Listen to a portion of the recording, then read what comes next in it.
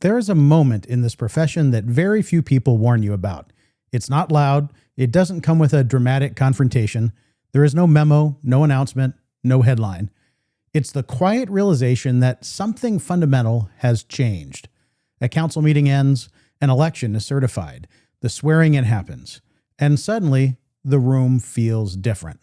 The tone is different, the questions land differently, the body language has shifted. Now, you are still the same professional. Your track record did not disappear overnight. Your integrity did not erode. But the ground beneath you is no longer solid in the way it once was. If you've been in local government long enough, you know exactly what I'm describing. And if you have not experienced it yet, you almost certainly will.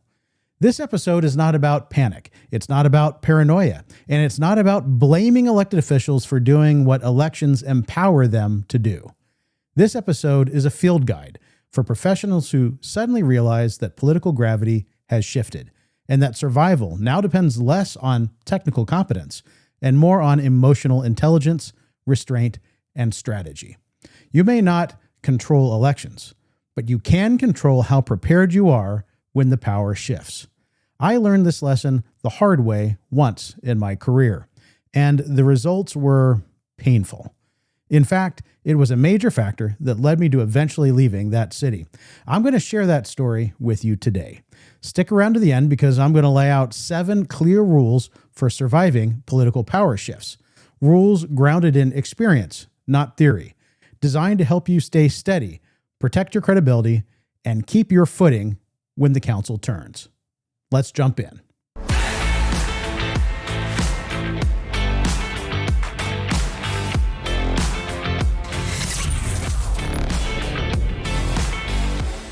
Welcome to Gov360, your full circle view on local government leadership. Political change does not always announce itself clearly inside City Hall. It often shows up in small ways first. A council member who used to call you directly now routes questions through other staff. A routine agenda item suddenly becomes policy heavy. A new member of the council asks questions that feel less curious and more prosecutorial. And the most dangerous part is this. Most professionals rationalize these signals away. They're just new. They're just finding their footing. This is probably temporary. Well, sometimes it is, but sometimes it is not. Internally, a political shift feels like a friction where there used to be flow. Information that once moved easily now feels constrained. Meetings feel more formal. Trust, real trust, not procedural civility, starts to thin. What is especially destabilizing is that nothing about your performance may have changed. Budgets are balanced, projects are on track, the organization is functioning. You may even be racking up significant wins, and yet something else is now being evaluated, quietly, subjectively, politically. This is where many professionals make their first mistake. They assume logic will correct the moment. They believe outcomes will speak for themselves, and sometimes they do. But political power is not a spreadsheet. It is relational, emotional, and narrative-driven. When the council turns, the question being asked is rarely, is this person competent? It is almost always, is this person aligned with us, with our priorities, with our vision? Or even, do we still like this person or trust this person? When professionals sense the ground shifting, the instinct to respond is powerful. Unfortunately, the most common response is often accelerate risk rather than reduce it. Let's talk about a few. First, over-explaining. When trust feels threatened, professionals often respond by providing more information, more justification, more detail, longer memos, more context, more reminders of past successes. But here's the uncomfortable reality. Over-explaining can read as insecurity. It can feel like persuasion instead of leadership. And when political actors have already formed a narrative, even a soft one, facts rarely dismantle it. They often just bounce off. Second, assuming professionalism equals protection. This is one of the most painful illusions in our profession. We are trained to believe that neutrality, competence, and ethical behavior create safety. They do not. They create credibility. They do not guarantee survival. Political systems are not meritocracies. They are alignment systems. When power shifts, professionalism becomes the floor, not the shield. Third, reactive instead of strategic. Every comment starts to feel loaded. Every question feels like a test. Every meeting feels like a performance review. So leaders start reacting. They answer defensively. They anticipate attacks that may never come. They let fear dictate tone. And over time, credibility erodes, not because of mistakes, but because presence changes. Calm becomes tension. Confidence becomes guardedness. Leadership becomes posture. This is often when people say, "I don't recognize myself anymore." So if panic and overreaction make things worse, what actually helps? Not tricks, not spin, not appeasement, preparation and discipline. First, reset expectations internally and emotionally. When political power shifts, the old assumptions are gone. That does not mean you are failing. It means the environment has changed. The fastest way to lose footing is to pretend nothing has. Professionals who survive recalibrate early, quietly, intentionally. They stop assuming goodwill. They stop relying on historical trust. Second, manage relationships individually, not collectively. This is critical. Councils do not move as one emotional body. They are collections of individuals with different motivations, insecurities, and priorities. One-on-one conversations matter more than ever. Not lobbying, not defending, listening. Understanding what each person actually cares about and what they fear. And here's the key. You do not need everyone's approval. You need enough clarity to reduce uncertainty. I'll let you read between the lines on that one. Third, protect credibility without becoming defensive. This is the hardest balance. Credibility is not maintained by winning arguments. It is maintained by consistency. Say less, not more. Document calmly. Choose restraint over reaction. Your job is not to prove your worth daily. It is to remain steady while the system recalibrates around you. This is where experienced professionals distinguish themselves, not through brilliance, but through composure. And this is where I failed epically at one point in my career. A failure that set off a chain of events that played a significant role in finding myself suddenly in transition. As someone who is passionate about this work, about the community that I'm serving, about what I believe to be the right thing to do in any given situation, it is occasionally a challenge to remain unemotional, stoic, calm at all times. Although I have a reputation for remaining steady and even-keeled, even under pressure, I am human and I care deeply. And in one moment, that mattered more than discipline. In a city where I previously served as city manager, one council member would occasionally reverse positions at the dais with no advance warning, often after last-minute input from a particular member of the community who regularly represented property owners and applicants. Staff had spent months developing policy, engaging stakeholders, and briefing the council, and yet, in critical moments, trust in staff gave way to outside influence. Well, one night, after a particularly consequential reversal, I reacted. The next morning, I fired off an email driven by frustration rather than strategy. I was furious. This member of the community was using his influence with members of the council to undermine staff. He was working against what we believed wholeheartedly was in the vital best interests of the city. What's more, he and I had a good rapport.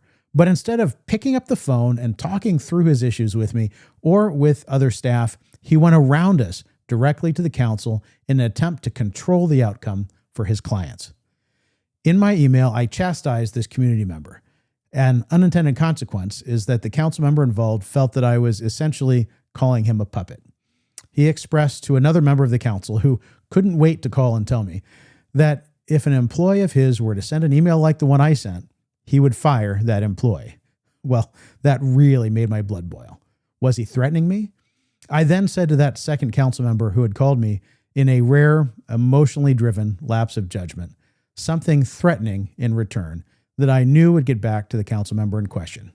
And did it ever? To be clear, what I said was factual and didn't cross any legal or ethical lines. but it was an emotionally based reaction. Well, despite numerous conversations where apologies and explanations were exchanged, and despite all parties stating their intention to move past the incident, the damage had been done and trust was never fully restored.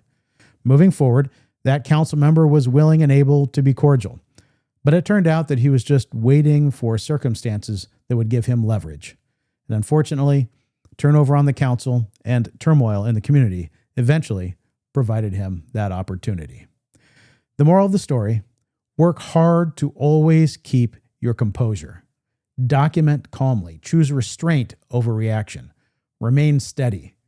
Say less, not more. Now, we are all human. It is sometimes incredibly difficult to not become emotional and to stop yourself from reacting. Now, I'm not saying to become an emotionless robot, but vent only to the very few in your close circle of trusted friends and mentors. So much of your power comes from executive presence, which requires an ability to remain calm, composed, and professional under pressure, even under attack. Now, I promised that if you stuck around to the end, I would provide my 7 rules for surviving political power shifts, and here they are. Political change is inevitable in local government. What separates professionals who endure from those who are destabilized is not talent or tenure, it is discipline. These 7 rules are not about survival at any cost. They are about maintaining credibility, self-respect, and strategic clarity when power shifts beneath you. Rule 1. Assume the environment has changed, because it has. The most dangerous response to a political shift is denial. When a new majority forms, old assumptions no longer apply. Past trust does not automatically transfer. Informal norms are reset, even if no one says so out loud. Acknowledging this internally is not paranoia. It is professionalism. You do not need to announce the change. You do need to adjust how you operate. Rule 2. Stop explaining yourself to feel safe. Over-explaining is rarely persuasive and often counterproductive. When leaders sense instability, they tend to provide more detail, more history, more justification. The intent is clarity. The effect is often insecurity. Political dynamics are not solved with footnotes. Say what matters, say it calmly, then stop. Restraint projects confidence far more effectively than volume. Rule 3. Professionalism is the floor, not the shield. This rule is painful but essential. Competence, neutrality, and ethical behavior do not guarantee protection during political change. They establish credibility, not immunity. Believing otherwise sets professionals up for shock and resentment. When the council turns, alignment, not merit alone, becomes the unstated question. Your task is not to abandon professionalism. It's to recognize its limits. Rule 4. Manage relationships one person at a time. Councils do not think or feel as a unit. Each member brings different priorities, fears, and incentives. Treating them as a monolith guarantees misunderstandings. One-on-one conversations matter more than ever, but only if they are grounded in listening, not persuasion. The goal is not agreement. The goal is understanding. Clarity reduces volatility, even when alignment is imperfect. Rule 5. Do not become reactive. Become predictable. Political uncertainty tempts leaders into hypervigilance. Every question feels loaded. Every meeting feels adversarial. Every comment feels consequential. This is when leaders unintentionally change their presence and lose credibility without realizing it. The antidote is predictability, steady tone, consistent process, measured responses. When others become emotional, your calm becomes your credibility. Rule 6. Protect the institution, not your ego. Political shifts test identity. When criticism feels personal, leaders are tempted to defend themselves rather than the organization. That instinct is human and dangerous. Your authority comes from stewarding the institution, not winning approval. Anchor your decisions in process, policy, and long-term stability. Let the record speak without narrating it. Ego escalation accelerates exits. Institutional focus slows them.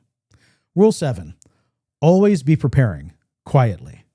Preparation is not disloyalty. It is realism. Maintaining professional networks, documenting decisions, understanding your contract, and protecting your reputation are not acts of fear. They are acts of maturity. The strongest leaders prepare without panic and plan without broadcasting. If nothing happens, preparation costs you nothing. If something does, it gives you options, and options are power. A final thought. Political change is not a personal indictment. It is a structural feature of the profession. Leaders who understand this do not become cynical. They become steady. They do not retreat. They recalibrate. They do not lash out. They endure. And when the council turns, they remain standing. If you take nothing else from this episode, take this. Political change is not a personal failure. It is not a referendum on your character. It is not proof that you misjudged everything. It's not a sign that you are disposable. It is a structural reality of this profession. Those who last are not always the smartest. They're not the loudest. They're not the most beloved. They are the most prepared. Prepared emotionally, prepared relationally, prepared to lead without illusion. If the ground beneath you feels unsteady right now, you are not alone, and you are not weak. You are standing in one of the hardest moments this profession produces. And how you respond, not react, will shape what comes next. Before I wrap up, let me ask one quick favor. We've been fortunate to consistently rank in the top 25% of all podcasts on Spotify and Apple Podcasts. And Gov360 has helped grow my LinkedIn connections to over 9,500 local government professionals. But we really want to encourage everyone to watch the video version of Gov360 and are working to grow our YouTube audience. If you're watching there, please take 2 seconds to hit that share button. It makes a big difference, and it means a lot to me personally. Also, subscribe to the Gov360 newsletter on LinkedIn. It's free, and LinkedIn is a great way for us to connect and to continue the conversation. That'll do it for this episode. Thank you for joining us on Gov360. Until next time, govern boldly, my friends.